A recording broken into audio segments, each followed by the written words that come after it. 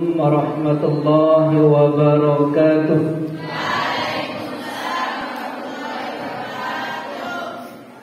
Alhamdulillahilladzi an'ama 'alaina bi ni'matil iman wal islam. Wassalatu wassalamu ala sayyidina Muhammad alladzi qad hadaina ila siratal mustaqim. Amma ba'du. Alhamdulillah wa syukru lillah atas nikmat yang Allah karuniakan kepada kita bersama. Mudah-mudahan nikmat yang diberikan ini mampu kita jadikan sebagai kesempatan untuk kita beribadah kepada Allah Subhanahu wa taala. Selawat serta salam mari kita sama-sama sampaikan ke junjungan alam Nabi kita Nabi Muhammad sallallahu alaihi wasallam. Allahumma shalli ala sayyidina Muhammad wa ala ali sayyidina Muhammad. Baik, di kesempatan ini kita akan tentang apa? Ada yang bisa nyumbang judul pembicaraan kita apa? Cinta-cintaan zaman sekarang. Cinta. Ada yang nama cinta?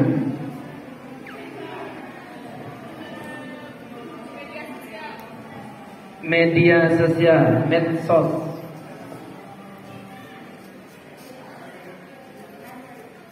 Media sosial sebetulnya tidak selamanya negatif. Tidak selamanya negatif. Dan tidak selamanya juga positif. Kalau bahasa Anda ini masih abu-abu. Kenapa kita mengatakan tidak selamanya positif dan tidak selamanya negatif? Di era teknologi zaman sekarang ini, sering media sosial itu sebagai salah satu cara kita berinteraksi melalui dunia maya untuk menyampaikan apa yang kita inginkan, baik rasa, pikiran dan lain sebagainya. Tetapi kita harus sadar bahwa bermedia sosial itu tidak bisa kita pungkiri di zaman sekarang. Apalagi di usia Anda sudah bangku SMA. Anak-anak kecil pun sekarang sudah luar biasa. Bahkan mungkin lebih cekatan mereka dibandingkan kita yang sudah dewasa. Tangan mereka, matanya lebih lincah. Ya. Tetapi satu hal kembali lagi untuk kita pahami bersama. Bermedia sosial itu tetap kita punya kode etik. Ya. Ibarat kita mau ke toko, sering saya bahasakan seperti itu. Kalau kita mau shopping, ya, tentu dari rumah kita sudah punya keinginan, ada tujuan, sehingga kita masuk di sana kita fokus, tidak terganggu ke arah kemana, tidak membias gitu ya. Kalaupun kita berselancar di dunia media, ya di media sosial, kita browsing umpama di Google. Walaupun memang sering kita dihadapkan atau ditunjukkan hal-hal yang tidak kita inginkan, tapi kalau memang bukan tujuan kan kita bisa skip saja, kita biarkan berlalu gitu. Kita abaikan saja gitu. Ini media sosial. Dan apa yang disampaikan oleh Bapak Kepala Sekolah maupun bapak-bapak pembina kita yang lain, di situ sering dibahasakan ada istilahnya pahala jariah dan dosa jariah. Dari mana sih sumber itu? Dalam sebuah hadis Rasulullah SAW menyampaikan, man sanna sunnatan hasanatan falahu ajruha wa ajru man amila biha ila yaumil qiyamah. Wa man sanna sunnatan sayyi'atan fa alaihi wizruha wa wizru man 'amila biha ila yaumil qiyamah atau kama qala sallallahu alaihi wasallam. Barang siapa yang memulai suatu mansanna atau siapa yang memberikan contoh sunnatan hasanatan, contoh yang baik, maka orang itu mendapat pahala. Falahu ajruha, baginya pahala dari kebaikan yang dia contohkan itu. Wa ajru man 'amila biha ila yaumil qiyamah, dan dia juga dapat bonus. Kalau bahasa kita dapat pahala dia dari orang-orang yang melakukan setelah dia. Dia berikan contoh, kemudian orang mencontohi, melakukan, dari sana dia dapat bonus pahala. Sampai kapan? Sampai dengan hari kiamat. Kalau ada orang melakukan apa yang dia contoh kebaikan-kebaikan itu, dari sana dia dapat pahala. Sebaliknya, siapa saja yang memberikan contoh, apakah dalam statement, praktik, ataukah dalam bentuk video, Anda buat konten dalam YouTube atau lain sebagainya, itu dalam bentuk hal-hal yang negatif, kemudian dari perbuatan itu orang bersangkutan akan dapat dosa. Fa'alihi wizruha, maka orang yang membuat atau memulai hal-hal yang negatif itu mendapat dosa. Wa wizru man 'amila biha ila yaumil qiyamah, dan dosa-dosa akan dia dapat dari siapa saja yang melakukannya sampai datang hari kiamat. Makanya jangan suka obral, mau mandi selfie, update status, mau tampilkan apa di situ? Iklan BH juga sudah banyak. Untuk apa coba? Tidak usah. Kalaupun kita mau bermedia sosial, pakailah kepada hal-hal yang baik, positif. Baik dari ujaran kita atau hal-hal apa yang kira-kira akan bermanfaat untuk orang lain. Ya, kalau kita menyemangati, berikanlah bahasa-bahasa penyemangat. Nah, jangan kita menyampaikan ujaran-ujaran kebencian, nanti kena dengan undang-undang ITE ya. Justru nanti akan kita kena di situ. Nah, ini tentang bermedia sosial. Bahasa dosa jariah itu memang selama ini jarang dipakai. Tapi dasar kita memberikan pemahaman tentang ada pahala jariah dan dosa jariah itu adalah dari hadis yang tadi itu. Ya. Siapa saja di antara kita. Berarti kalau ini menandakan bahwa melakukan sebuah pembaruan dalam kebaikan itu boleh. Jangan kena kita nanti sedikit-sedikit haram, bid'ah dan lain sebagainya. Ternyata hal-hal yang bid'ah itu pun dipakai sampai dengan sekarang.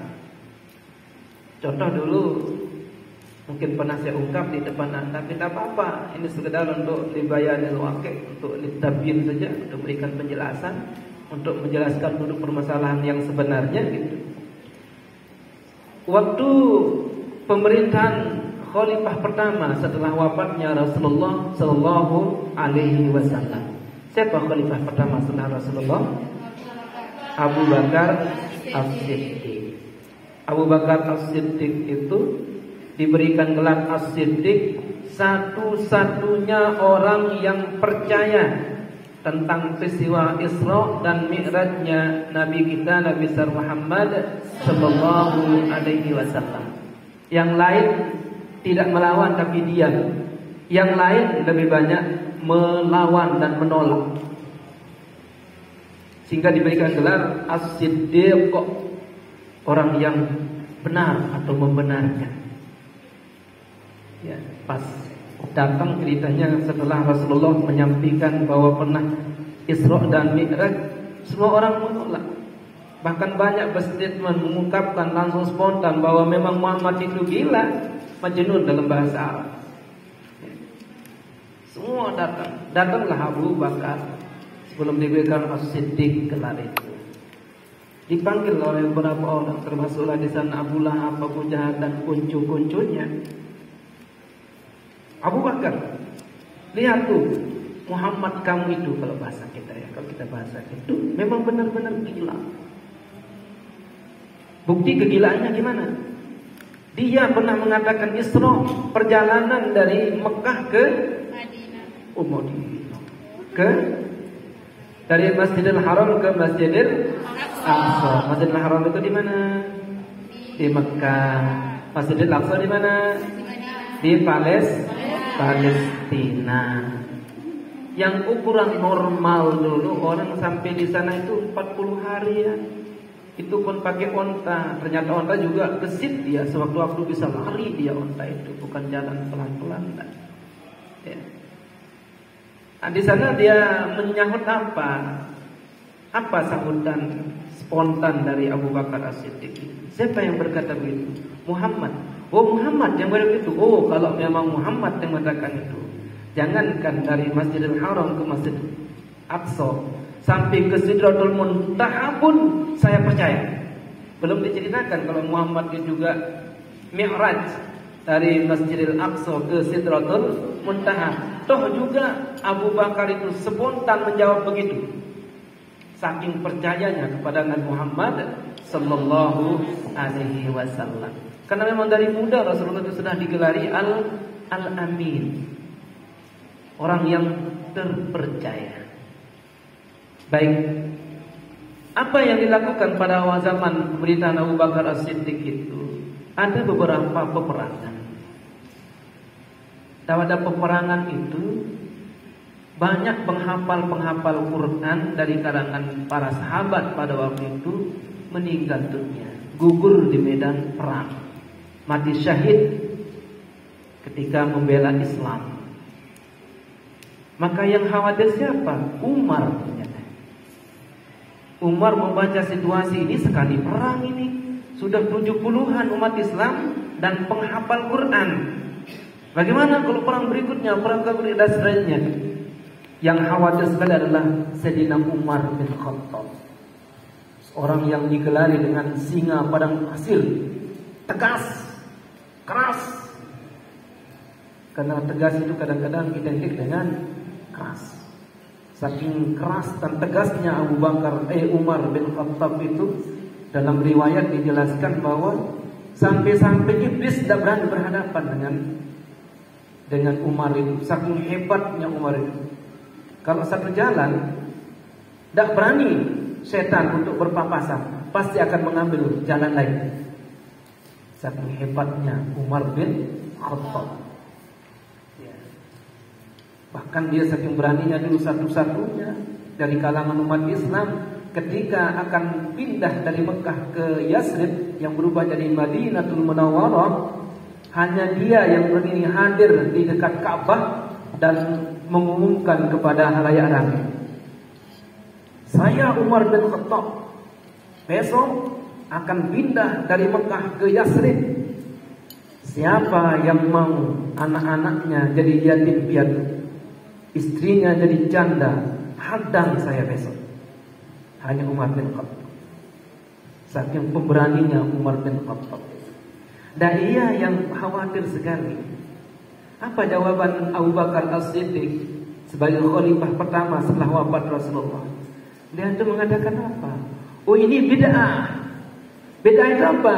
Tidak pernah terjadi atau tidak pernah dilakukan oleh Rasulullah atau pada zaman Rasulullah Sallallahu Alaihi Wasallam. Tapi terus Umar bin Khattab ini membujuk pemerintahan Khalifah Abu Bakar As-Siddiq. Khalifah, tolong dipertimbangkan kalau bahasa kita. Kalau akan seperti ini terus, lama-lama jangankan akan menghafal atau mengetahui Quran, jangan-jangan nanti Quran itu tinggal cerita. Karena yang hafal Quran sudah banyak yang meninggal dunia, bahkan akan habis meninggal dunia. Lama dibujuk, akhirnya apa yang disampaikan Umar bin Khattab itu diterima oleh Abu Bakar As-Siddiq.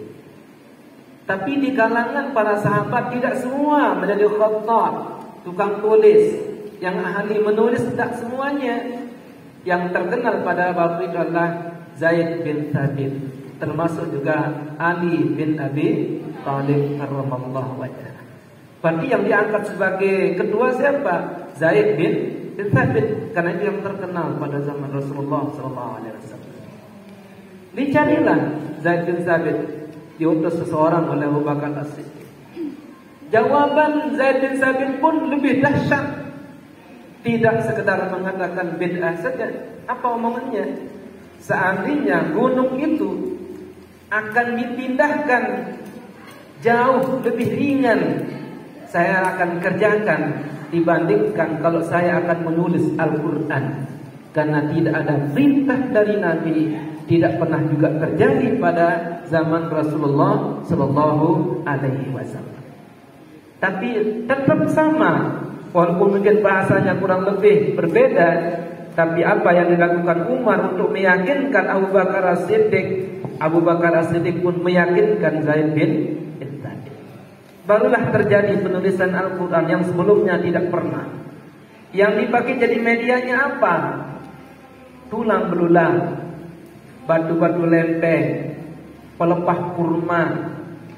Kalau ukuran kita sekarang ini, Quran itu berapa juz? 30 juz. Berapa surat? 114 surat. Ada berapa ayat? 6.666 ayat. Itu ada pendapat yang lebih kuat mengatakan 6.666 ayat. Kalau ukuran kita nulis di pelepah gimana ya surupanya? Bisa kecil-kecil enggak? Pasti besar. Kalau akan dikumpulkan 6.600 ayat dalam tulang belulang, pelepah, lempeng-lempengan batu, kira-kira kalau akan dikumpulkan berapa gedung akan dibutuhkan? Masya Allah. Ternyata itu dilakukan pada zaman pemerintahan Khalifah Abu Bakar As-Siddiq. Lalu lama-lama ini jadi permasalahan kita di akhir zaman, sedikit-sedikit bid'ah. Ya. Karena al-aslu alal asya' al-ibahah. Itu dalam kaidah usulul fiqh. Segala sesuatu pada dasarnya adalah boleh. Ya, boleh. Hatta yadullu dalil ala tahrimih. Selama tidak ada dalil yang menunjukkan keharamannya, berarti boleh. Asal hukumnya boleh. Sesuatu itu boleh selama tidak ada dalil yang mengharamkan. Tapi kalangan sahabat-sahabat kita, umat Islam yang lain punya dalil yang berbeda. Dia balik. Al-aslu alal asya'i at-tahrim. Atau bahasa kita sederhana, haram. Segala sesuatu pada dasarnya adalah haram sampai datang dalil yang menghalalkan. Kalau kita dari kalangan mazhab Syafi'i, segala sesuatu adalah boleh. Sampai kapan bolehnya? Sampai datang dalil yang mengharamkan. Contoh dulu di kias hukum tentang narkoba. Narkoba itu tidak ada keterangan Quran dan hadisnya terkait tentang hukum narkoba.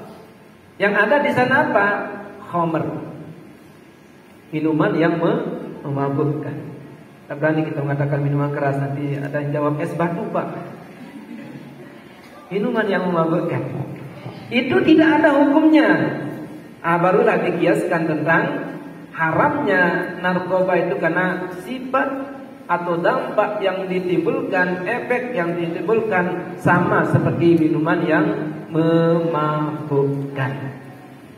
Oke, karena tentang is'ab, teman-teman kita sudah bubar. Banyak hati-hati di sini yang walaupun kita tidak perhatikan, sudah banyak yang mengatakan engkah batur.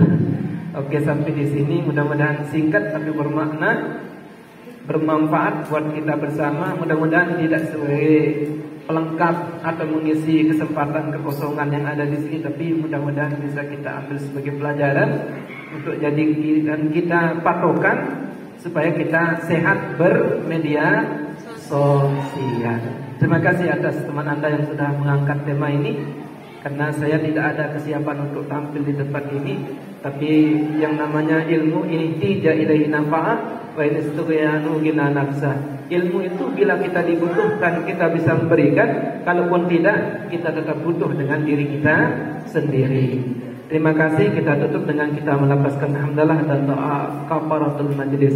Alhamdulillah rabbil alamin, subhanakallahumma wa bihamdika asyhadu an la ilaha illa anta astaghfiruka wa atubu ilaik. Hadanallahu ajma'in. Wassalamualaikum warahmatullahi wabarakatuh.